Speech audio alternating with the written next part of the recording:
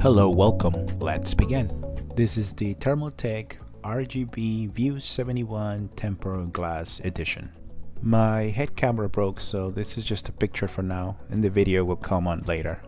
This chassis comes with two glass doors on each side and two glass plates, one on the top and one in the front of the case. The two side doors are removable by opening the hinge and lifting the door up. It's very easy. To remove the door, open it about 10 degrees and this hinge will rotate and the door will come off. Here you can see the fully removable base for hard drives and all that stuff.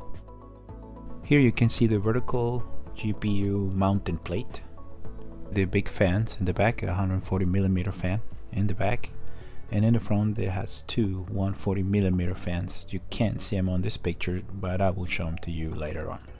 You can mount the hard drives in two different ways. You can see the type A mounting base, and they can be removed by unscrewing these 4 screws. They are very easy to uninstall, and you can have 4 hard drives on a type A mount. The type B mounts the hard drives in the back. It's like here, there, and there. You attach the hard drives to those plates and that will be the type B. Screws and the manual, and that's what I got so far. This box contains everything that you need to install anything on the case. It has the RGB controller for the fans, the 3 140mm fans, and all the screws that you need to complete your build. I will keep everything in the box where the case came in, or the chassis. I had the base, the glass doors, and the mounting plates. Just keep everything in there until the time comes to reuse them again. This case gives you the option to mount your GPU vertically. This is the mounting plate and is attached with these 3 screws in the back. Just remove those, and at the moment I'm going to remove this plate to have more space to install the rest of the components. I removed the plate. These are the holes where the screws were, those 3 holes. This is the actual plate. This is where you will mount your GPU. And it's attached to the case with these 3 screws.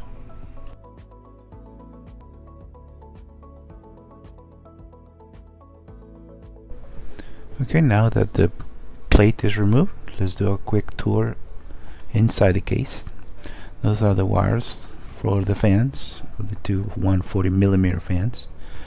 These are the wires that come from the front, power button, reset button, and all the good stuff.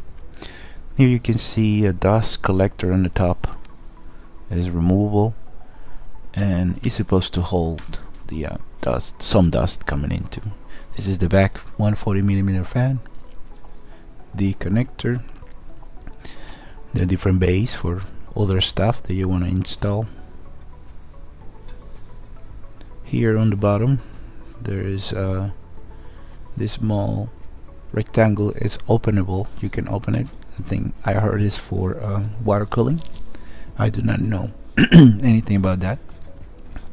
Let's find the Nemo in the back, and this is the other dust collector on the bottom of the case. It slides right off.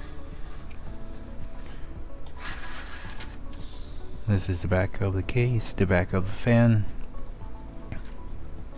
I don't know what those holes are for. Here on the top you can see the dust collector, and here in the front are all the buttons: USB port, power button, USB 3s, USB 2s, and that is about it. Now I'm going to remove the dust collectors on the top and the front. They are installed by these two locks, plastic locks. Basically you squeeze them and it will come up. It has four, one in each corner. This one is behind these wires right there. Basically you just grab it and squeeze it, but it's all the way back there. There's the other one over here, right there, and the other one over here. So very gently squeeze them and pull and push up, and the whole net or dust collector will come off. And now you have even more room. You can see all the dust that doesn't collect or it collects.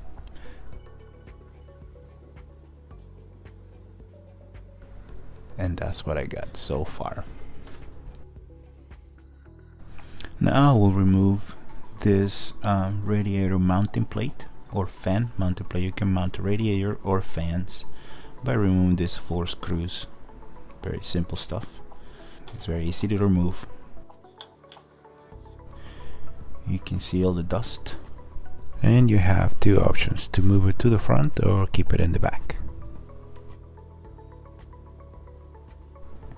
And I'm gonna move those 2 fans and put them one there and one there.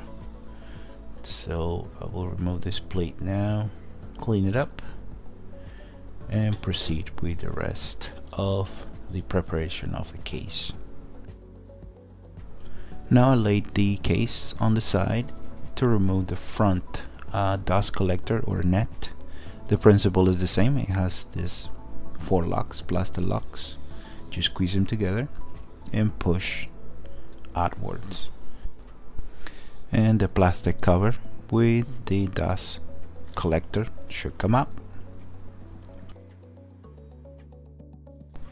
Now the case is back up vertically the way it's supposed to be, and I'm removing the 2 front 140mm fans that came with the case. They're RGB and they're very easy to remove by unscrewing those 4 screws. And like I said before, I'm gonna put one there and one there. My plan is to remove this 140mm fans, those 2, remove them and install 3 120mm fans. These are the fans that the case came with. Now I attach the 140mm fans to the top radiator mounting plate, like so. 4 screws, easy stuff. You can see it has a lot of holes for a lot of different options or settings, and it will go like this. I currently had him set to blow the air from the bottom to the top, because as you will know, hot air rises. These are the wires. I probably have to rotate them later on for cable management, but as right now, that's how I'm gonna do them. And the 3 fans will be 1, 2, 3 right on the front. Now that I have a mount, I'm gonna put them back in the box and install it later on after I install everything else. I started the cable management by moving the front panel cables right here to the corner. If you remember, they were going through the middle right here, and I need the space to mount the radiator. And I think that is it for the chassis preparation. It should look something like this, minus the diaper boxes and Finding Nemo in the back. This is the end of the chassis preparation part. The next part will be the AIO liquid cooling radiator with the fans, the 3 front fans, and a power supply overview.